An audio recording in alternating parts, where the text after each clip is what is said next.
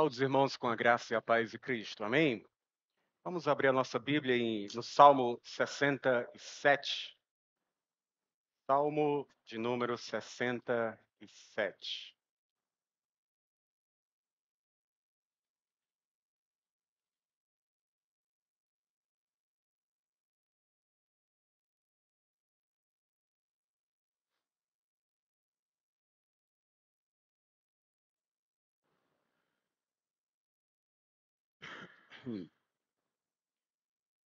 Desde já eu já peço perdão à igreja se em algum momento eu começar a tossir um pouquinho. Eu acho que nós estamos na comunhão da gripe e o resfriado esses dias. Pelo menos lá em casa estamos todos. É isso. Salmo 67, a partir do verso 1 diz assim, é um salmo curto. Seja Deus gracioso para conosco e nos abençoe e faça resplandecer sobre nós o rosto, para que se conheça na terra o teu caminho e em todas as nações a tua salvação. Louvem-te os povos, ó Deus, louvem-te os povos todos. Alegrem-se e exultem as gentes, pois julgas os povos com equidade e guias na terra as nações. Louvem-te, os povos, ó Deus, louvem-te os povos todos. A terra deu seu fruto. E Deus, o nosso Deus, nos abençoa. Abençoe-nos, Deus, e todos os confins da terra te temerão. Amém. Nós já oramos, nós podemos continuar. Não sei muito bem o que fazer. Aí, muito obrigado, Caio. Muito obrigado. Muito bem. Irmãos, não raramente e devido à familiaridade com os nossos termos, nós temos dificuldade de definir conceitos considerados óbvios, que repetimos bastante, mas que não conseguimos definir. Por exemplo, coisas simples como piedade, fé, amor. Nós ouvimos essas coisas, mas quando pedimos para alguém definir biblicamente, corremos o risco de tropeçar. Um outro termo difícil de definir é bênção. Nós usamos demais isso. Mas o que é uma bênção? O que constitui uma bênção? O que significa abençoar algo ou alguém? Das definições listadas nos dicionários da língua portuguesa, eu selecionei aqueles que são mais próximos, que estão mais próximos do sentido bíblico básico das palavras bênção e abençoar. Bênção, por exemplo, significa bendizer algo ou alguém, falar bem a respeito de algo ou alguém. Em um sentido figurado, significa um benefício, uma graça, um favor especial. Isso é uma bênção, biblicamente definido. E o que significa o verbo abençoar? Abençoar significa lançar uma bênção a algo ou alguém. Conceder uma bênção a algo ou alguém. Em contextos onde Deus é aquele que abençoa, como aqui, podemos resumir a ideia bíblica de abençoar como lançar um benefício, graça ou favor especial sobre algo ou alguém. E o que seria esse favor especial que Deus concede a algo ou, mais especialmente, a alguém? Aqui nós chegamos no ponto principal das Escrituras e desse salmo. Em contextos onde Deus é aquele que abençoa, nós sabemos que a verdadeira, a mais fundamental bênção de Deus não é uma coisa, mas uma pessoa, o Senhor Jesus Cristo. Em Efésios 1:3, Paulo diz: Bendito seja o Deus e Pai de nosso Senhor Jesus Cristo, que nos abençoou com toda sorte de bênçãos nas regiões celestiais em Cristo. É porque nós temos Cristo que todas essas bênçãos que pertencem a Ele são nossas. Ele é a bênção que Deus concede a nós, a sua igreja. Na sua carta aos Coríntios, na primeira carta aos Coríntios, capítulo 1, verso 4, Paulo diz: Sempre dou graças ao meu Deus por vocês, por vós, por causa da graça de Deus. Graça de Deus. que foi dada a vós em Cristo Jesus. O que Paulo está dizendo é que no momento em que nós recebemos a Cristo Jesus, é essa a graça que Deus nos concede. Essa é a grande bênção nas Escrituras. Uma pessoa e não coisas. E todas as demais coisas que também constituem bênçãos de Deus, só são bênçãos porque elas estão em Cristo, na esfera de Cristo, e nos aproximam de Deus. Bênção é tudo aquilo que em Cristo, obviamente, nos aproxima de Deus, fortalece o nosso relacionamento com Ele. Inclusive coisas paradoxais, como às vezes sofrimento, de forma que a nossa maturidade seja avançada. Se Cristo Jesus é, portanto, a bênção, a grande, mais fundamental bênção de Deus nas Escrituras, consequentemente, esta bênção divina tem um caráter relacional e moral. Relacional e moral. E eu quero que você atente bastante, atente bem para essa sequência. Relacional e moral. E não apenas moral. Relacional e moral. Porque a bênção de Deus, ela é desfrutada no momento em que nós entramos em um relacionamento com Cristo Jesus mediante a fé. E é assim que nós nos apropriamos, por assim dizer, da bênção de Deus para nós. A moral cristã, portanto, flui do relacionamento pessoal que nós, cristãos, desfrutamos com Cristo. Por isso, a grande comissão que nós lemos hoje em Mateus 28 tem a ver não com ide e proclamai valores cristãos, mas ide e fazei discípulos de Cristo. Os valores cristãos, a moral cristã será consequência de nós termos pecadores convertidos e transformados em discípulos de Cristo. Entendem? Porque, do contrário, nossa pregação seria um moralismo, à la filosofia grega, em várias correntes filosóficas gregas e tantas outras modernas. A nossa mensagem é uma pessoa.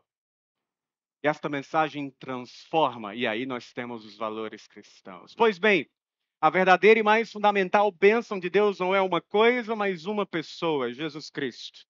O Salmo 67 que nós lemos hoje é uma oração para que Deus abençoe o seu povo Israel, para que o resto do mundo possa conhecer o verdadeiro Deus. Um contexto imediato desse salmo é o de colheita, Deus abençoando o fruto da terra, mas é óbvio, numa leitura simples do texto, que o centro, que o coração desse salmo é o desejo e a promessa de Deus de abençoar todas as famílias da terra. Como isso se desenrola dentro da história da salvação? O salmo está intimamente relacionado à aliança de Deus com Abraão em Gênesis 12. Lembram disso quando Deus chama Abraão e Deus diz a ele que nele, através da sua descendência, seriam abençoadas o quê? Todas as famílias da terra. Todas elas. Olha a dinâmica, uma bênção seria conferida a Abraão para que, através desta bênção concedida a ele, todos os povos da terra fossem o quê? Abençoados. Essa é a dinâmica. Não se aposta da coisa só para você. Você recebe para passar adiante.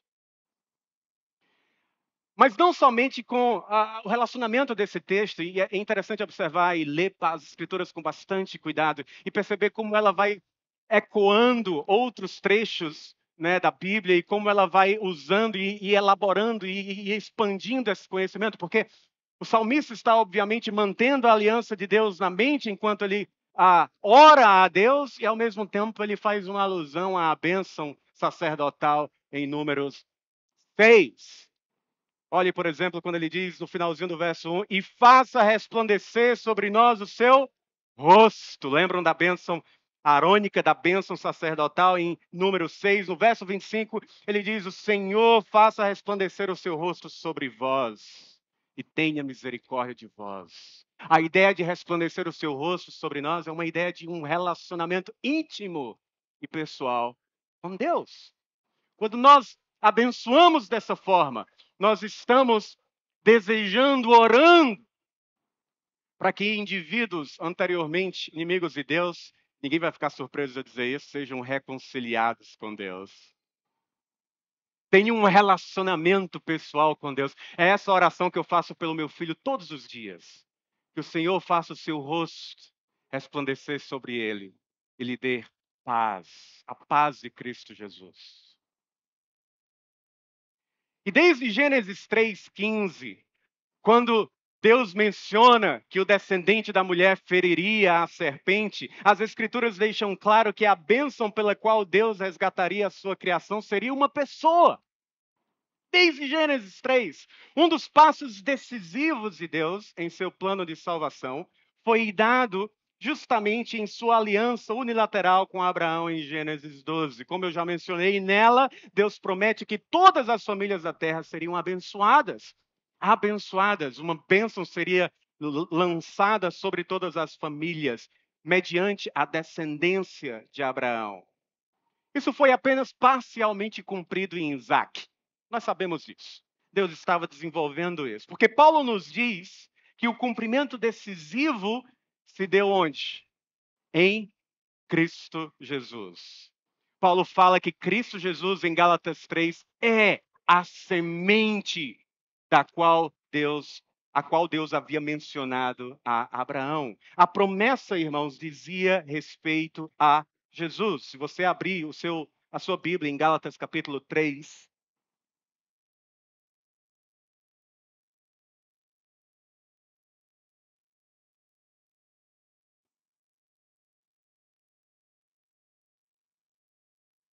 Gálatas capítulo 3,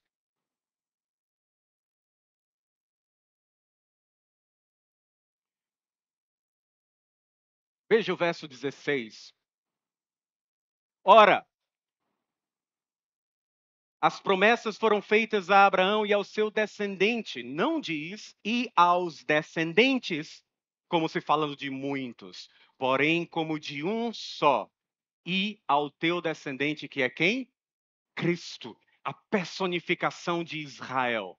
Cristo Jesus. Cumprimento máximo, clímax de todas as promessas veterotestamentárias, de todas as promessas do Antigo Testamento. Veja o verso 8. Se isso é verdade, se Deus, ao falar a Abraão, se referia a Jesus, Paulo está obviamente correto em deduzir de forma lógica no verso 8.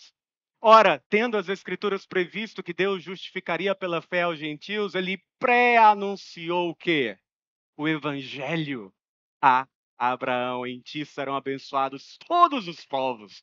Percebe a dinâmica? Percebe a linha da história da salvação aqui? A grande bênção viria através da descendência da mulher. Deus afunila um pouquinho mais o nosso conhecimento e fala seria através da descendência de Abraão. Todas as famílias da terra seriam abençoadas, como o salmista no Salmo 67 ora e roga para que ocorra. E aí, no Novo Testamento, os autores bíblicos afunilam ainda mais e falam: este é Jesus, ele é a bênção dada ao povo de Deus, à igreja, para que todos os povos da terra sejam abençoados.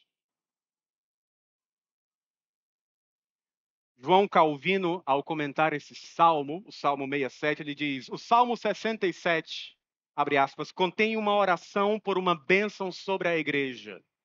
Ele contém uma predição do reino de Cristo, sobre o qual o mundo inteiro seria adotado em um relacionamento privilegiado com Deus. Fecha aspas. E aí eu quero mais uma vez destacar esse relacionamento, desde a chamada de Abraão e a bênção a ele. Nós temos o padrão em que Deus abençoa Abraão para que todos os demais povos sejam consequentemente abençoados. A mesma coisa nós encontramos no Salmo 67. O salmista aqui ora pela concretização da aliança de Deus, a aliança firmada originalmente com Abraão, e a dinâmica é a mesma. Abençoa-nos, Deus, para que se conheça na terra o teu caminho e em todas as nações a tua salvação. Percebe? Abençoa-nos para que as nações te conheçam. Não é a mesma dinâmica que nós encontramos em Mateus 28? É interessante, Mateus, porque no início do Evangelho, Mateus faz questão eh, de conectar, logo na descendência que ele dá de Jesus e em vários outros momentos, ele faz questão de conectar o Senhor Jesus como um descendente de Abraão, por nome. Abraão. E ele, desde o início, ele quer que o seu leitor perceba a conexão entre Jesus, aquele de quem ele estava escrevendo, e o patriarca Abraão. E como que ele termina o evangelho em Mateus 28? Com a grande comissão do Senhor Jesus dizendo: ide e fazei discípulos de quê? De todas as nações. Um judeu atento, conhecedor do Antigo Testamento, não perderia a conexão com Gênesis 12. E de fazer discípulos de todas as nações. Através da tua descendência, todas as nações serão abençoadas. Jesus está dizendo: eis o cumprimento em mim.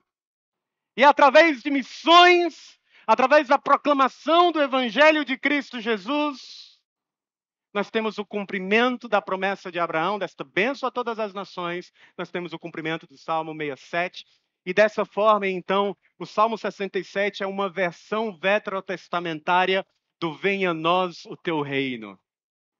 O salmista ora para que a aliança de Deus prometida a Abraão seja realizada, concretizada, como nós oramos quando oramos a oração modelo do Pai Nosso. Senhor, venha a nós o teu reino. Que o teu reino seja estabelecido, que o teu reino seja expandido entre todas as famílias, etnias do mundo. O salmista roga a Deus para que ele abençoe o seu povo, para que, por sua vez, o seu povo abençoe o mundo. Nós, enquanto a igreja de Cristo, irmãos, possuindo a grande bênção de Cristo Jesus, somos agora comissionados a abençoar o mundo. A oração do Salmo 67 é fruto de um zelo ardente pelo louvor a Deus entre as nações. Missões para a glória de Deus. E tudo isso mediante o grande sumo sacerdote e descendente de Abraão, Jesus Cristo, através de quem Deus resplandece o seu rosto sobre nós. Essa é uma grande ênfase de John Piper em seu livro Alegrem-se os Povos, a Supremacia de Deus em Missões. Isso foi publicado pela Fiel? Não. Cultura Cristã. Alegrem-se os povos, a supremacia de Cristo em missões. Para mim, dois livros do Piper foram fundamentais na minha formação crescendo como adolescente cristão. O primeiro foi a Desiring God, a Alegria de Deus, e depois publicaram como Em Busca de Deus, dois títulos diferentes em português. Fantástico aquele livro, recomendo a todos. E depois esse livro que talvez é ainda, por incrível que pareça, mais interessante do que aquele outro. Ele é muito bom, muito profundo e nos abre muito bem a perspectiva divina e bíblica de missões. Piper dá o tom em sua tese, logo na introdução do livro, quando ele diz, abre aspas, missões não é o objetivo final da igreja. Missões não é o objetivo final, último da igreja. Adoração é. Que insight profundo. A adoração é. Missões existem porque não há adoração. A adoração é definitiva, não missões, porque Deus é supremo, não homem. Em outras palavras, o que ele está dizendo é que missões é um meio para que nós alcancemos o objetivo final, a missão final da igreja, que é o quê? Levar o nome de Deus a todos os povos, para que todos glorifiquem e adorem a Deus.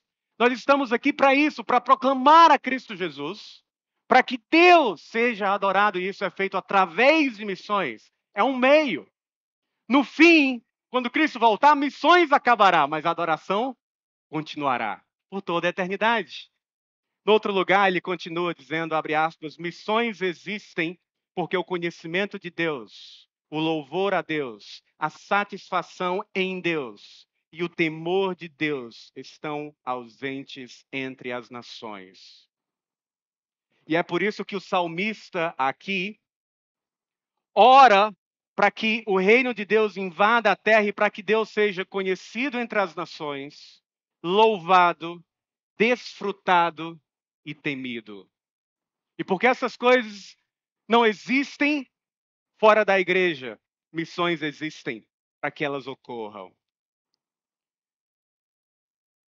Então, eu vou passar o restante do nosso... Isso aqui é apenas uma introdução.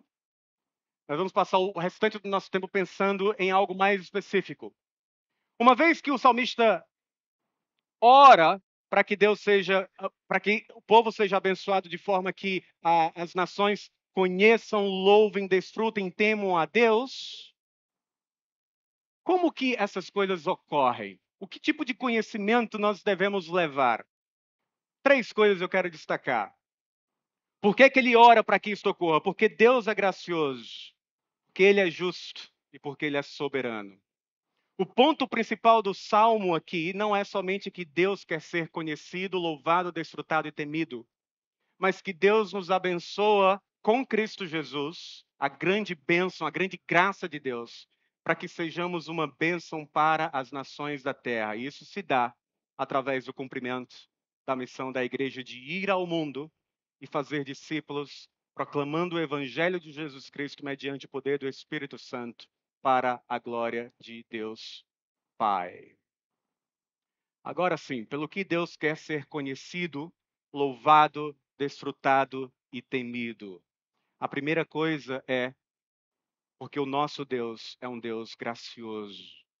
Por isso ele almeja, deseja e precisa e quer ser reconhecido, louvado, desfrutado e temido. Veja o verso primeiro. Seja Deus gracioso para conosco e nos abençoe e faça resplandecer sobre nós o rosto. Uma observação preliminar nesse ponto, irmãos, é que o nosso Deus, veja o verso 6 do Salmo. A terra deu o seu fruto e Deus, o nosso Deus nos abençoa. O nosso Deus não é o mesmo Deus das nações pagãs. Assim como o Deus de Israel não era o mesmo Deus das nações pagãs ao redor de Israel. As nações ao redor de Israel eram politeístas.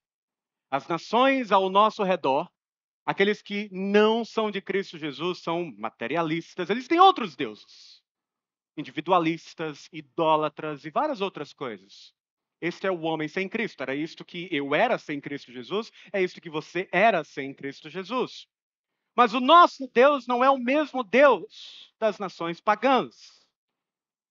Essa era uma das grandes distinções, e a distinção mais fundamental, na verdade, entre Israel e as nações. Era uma distinção religiosa, muito mais importante do que distinções étnicas, como circuncisão e leis dietéticas. Em Deuteronômio 6, 4, o chamar, aquilo que os judeus deveriam orar todos os dias, dizia: ouve Israel, o Senhor nosso Deus é o único Senhor. Isaías nos fala, Deus falando através do profeta diz: eu sou o Senhor e não há outro, além de mim não há Deus. Portanto, o Deus que nós anunciamos é exclusivo. Nem todos os caminhos levam a esse Deus. Isso implica que não há verdadeiro conhecimento de Deus, não há verdadeira adoração senão através de Jesus Cristo. Jesus Cristo. Em João 5:23, Jesus nos diz: quem não honra o Filho, não honra o Pai que o enviou. Sei, entretanto, no verso 42, que não tendes em vós o amor de Deus. Eu vim em nome de meu Pai e não me recebeis. Se outro vier em seu próprio nome, certamente o recebereis. Não há nenhum caminho a Deus a não ser através de Cristo. Portanto, Alá do islamismo não é o mesmo Deus das Escrituras. Porque só há verdadeira adoração através, mediante Cristo Jesus. Esse é o nosso Deus, o Deus que nós proclamamos, a mensagem que nós temos para levar ao mundo e às nações para que elas recebam esta mesma bênção. Portanto, a oração do Salmo 67 é para que todos venham a conhecer o único Deus verdadeiro, o Criador de todo o universo e Pai do Messias prometido, o Senhor Jesus Cristo. Mas observe, em segundo lugar, a natureza da salvação de Deus, definida em termos de graça desde o início. Desde Gênesis 12, quando Deus, por sua soberania e graça, chama Abraão, o tira da sua parentela e estabelece uma aliança unilateral com Abraão, falando de sua bênção através dele para todas as famílias da terra. A pregação da igreja em Cristo Jesus, esta graça que nós recebemos nele, é uma proclamação de boas novas de salvação disponível pela graça de Deus a homens e mulheres pecadores e imerecedores dessa sua salvação. Seja Deus gracioso para conosco e nos abençoe e faça ele resplandecer o seu rosto sobre nós. É uma graça que se estende não apenas a um povo, mas a todas as nações através da igreja. Em Tito 2:11, Paulo nos diz, portanto, a graça de Deus se manifestou salvadora a todos os homens. Deus então é conhecido, temido, desfrutado, adorado entre as nações, por ser ele um Deus gracioso. Deus deseja ser conhecido na terra como o Deus de toda graça. Esta é a primeira coisa. Quando nós perguntamos por que, então, de acordo com o salmista, Deus precisa ser conhecido, louvado, desfrutado e temido, a primeira coisa é por sua graciosidade. Mas, em segundo lugar, além da sua graça, por sua justiça. Veja o verso 4. Alegrem-se e exultem as gentes, pois julgas os povos com equidade e guias na terra as nações. Irmãos, nós vivemos uma crise terrível em nossa sociedade ocidental e na América Latina como um todo, de corrupção em todos os níveis sociais, políticos, formais. Mas isso não é algo, não um privilégio do século XXI, do Brasil do século XXI, ou América do Norte, ou Europa, ou Ásia. Isso tem estado presente entre nós desde a queda de Adão e Eva. Há graus, diferenciações, níveis de sofisticação, mas a corrupção humana está presente em toda a história da humanidade. Mas nós vivemos uma crise aguda, uma percepção aguda de impotência social diante dos poderosos. E mais uma vez, leia as Escrituras e você perceberá que não é muito novo, apenas muda-se a maquiagem, as línguas, os povos. No entanto, quando o dia do Senhor chegar, ninguém será salvo nem condenado injustamente. O julgamento será conduzido com total imparcialidade. Ninguém será capaz de subornar o supremo juiz do universo. Ninguém será julgado por sua nacionalidade ou cor de pele. O judeu não entrará à frente dos gentios, mas ambos sentarão no mesmo banco dos réus, onde, em Cristo Jesus, serão finalmente justificados diante de Deus, ou, sem Cristo Jesus, condenados e lançados à esquerda de Deus, e finalmente ao lago que arde com fogo e enxofre, de modo justo e imparcial, com base nos méritos de um só indivíduo, Cristo Jesus, o nosso Senhor. Jesus tanto cumpriu perfeitamente a lei, como suportou o pagamento completo da punição que nos era devida. Jesus cumpre positivamente tudo o que é requerido da humanidade para a salvação, como negativamente sofre em si mesmo na cruz toda a condenação devida pela justiça de Deus diante do pecado humano. Calvino, mais uma vez, tem um insight muito preciso quando ele nota que na cruz de Cristo, naquele momento no Calvário, Cristo experimentou o inferno em lugar daqueles por quem morria.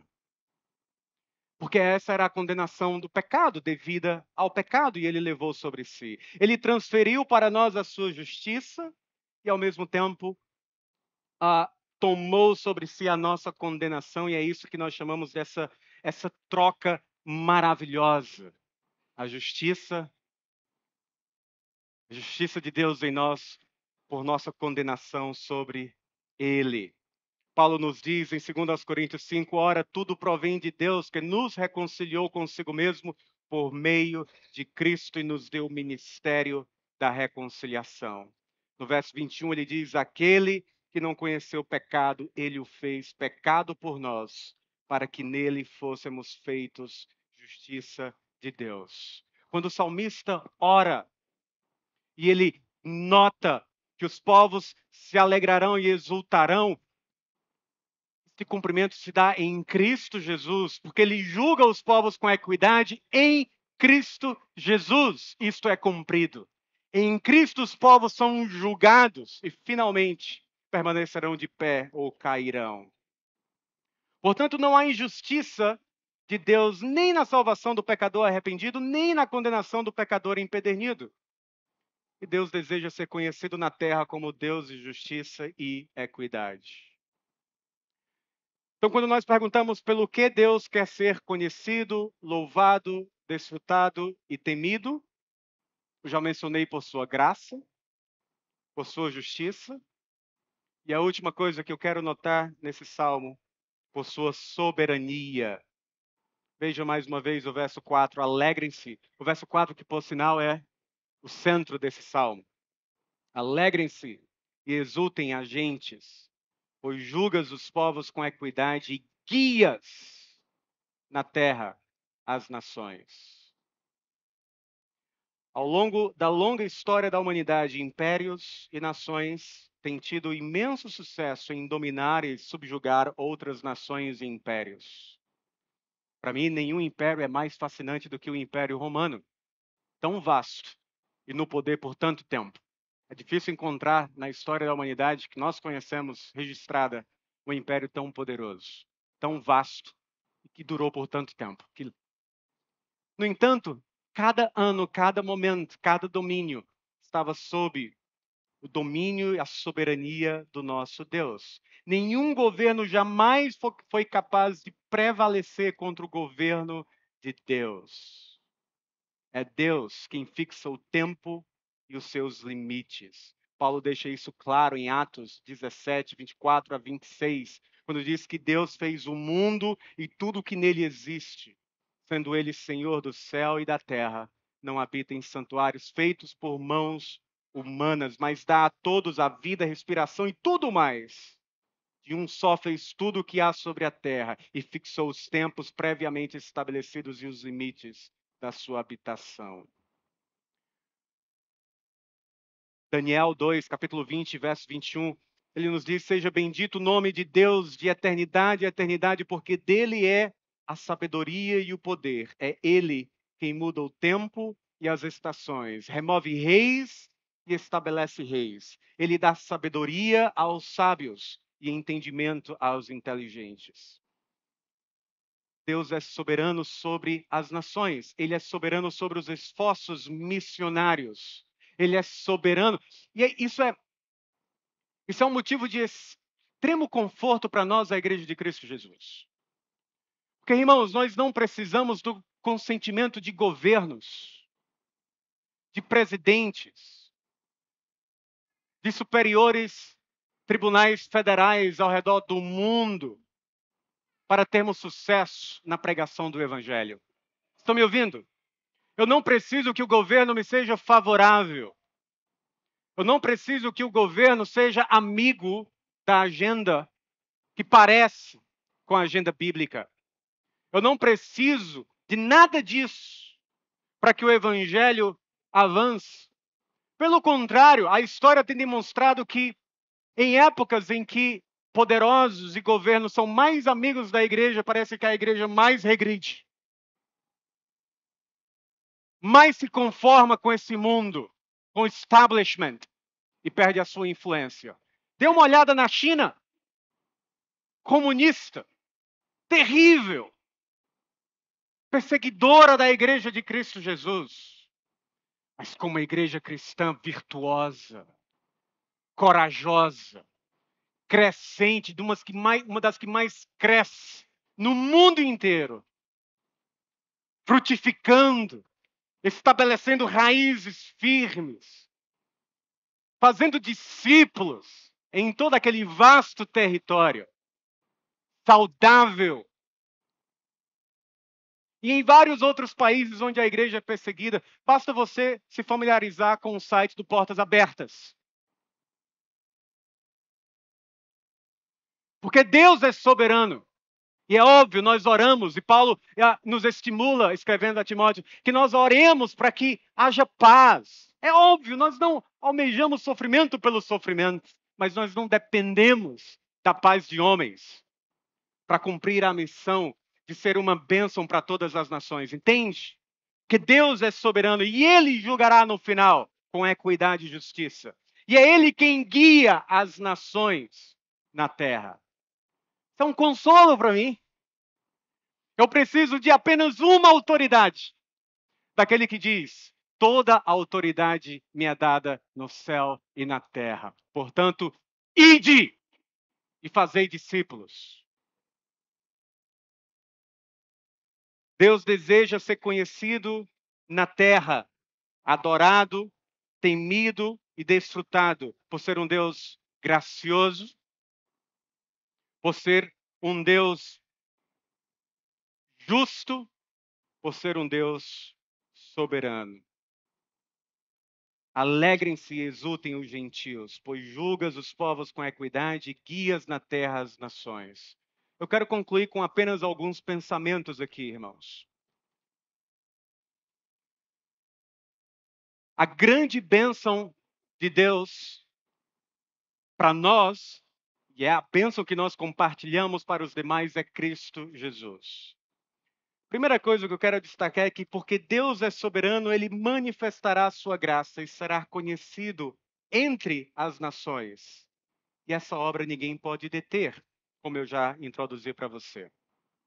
Veja o verso 2 do Salmo mais uma vez. Para que se conheça na terra o teu caminho e em todas as nações a tua salvação. Em João 10,16, Jesus nos diz: ainda tenho outras ovelhas, não deste aprisco.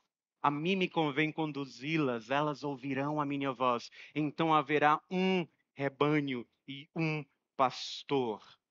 Em Mateus 16:18, também eu te digo que tu és Pedro, e sobre esta pedra edificarei a minha igreja, e as portas do inferno não prevalecerão contra ela.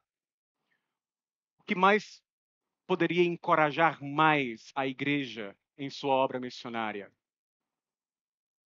Do que tudo isso que eu já mencionei, a autoridade daquele que tem toda a autoridade sobre os céus e a terra concedida a nós, a promessa de que as portas do inferno não prevaleceriam sobre esta igreja de Cristo Jesus, a promessa de que ele tem muitas ovelhas fora desse aprisco e que nós devemos ir lá e anunciar o evangelho para buscá-las. O que mais poderia nos encorajar e nos fortalecer e nos dar ânimo na obra missionária?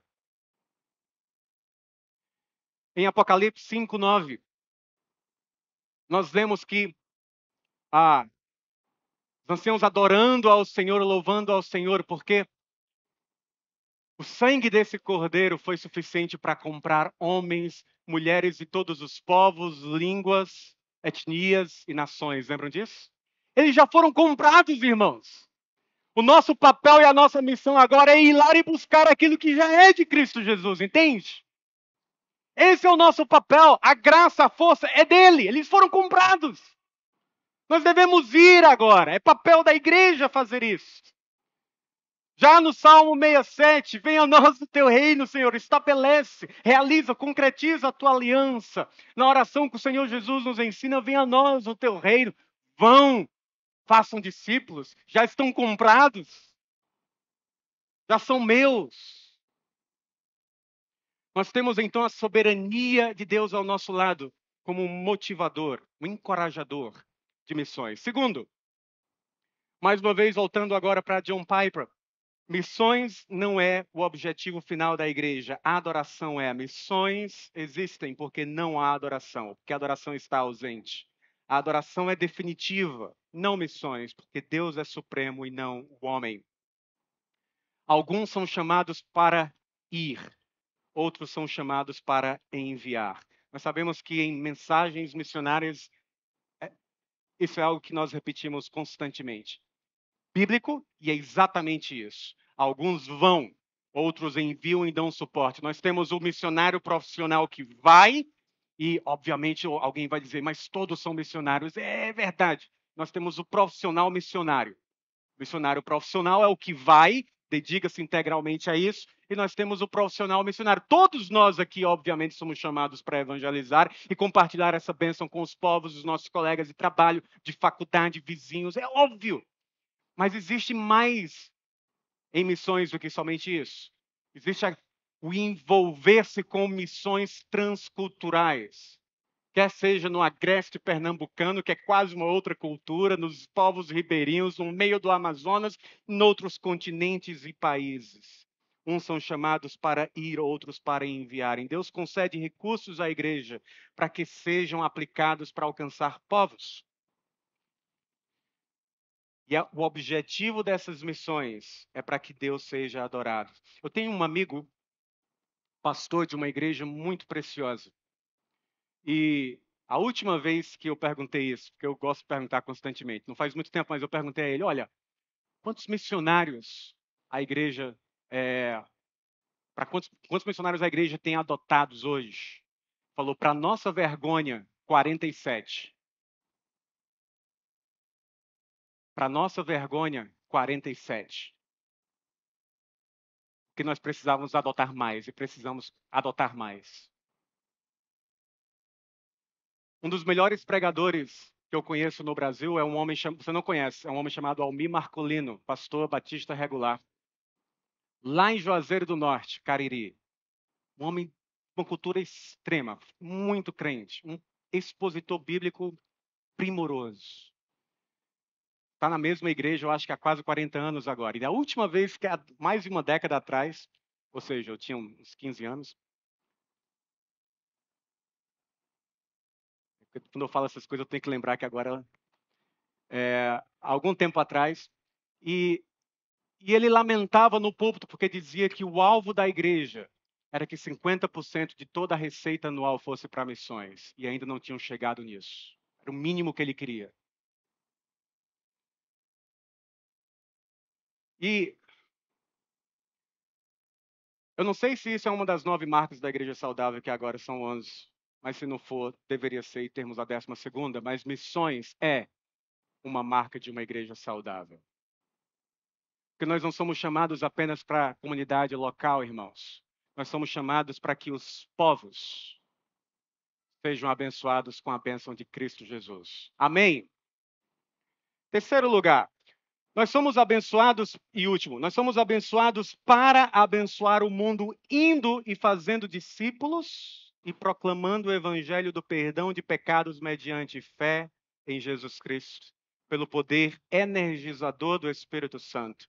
E tudo isso para a glória de Deus. O salmista ora por uma bênção que é muito mais do que a bênção de uma colheita. É uma bênção espiritual. E nós sabemos na Escritura que essa bênção é Cristo Jesus. E é isso que nós temos para oferecer ao mundo, entende?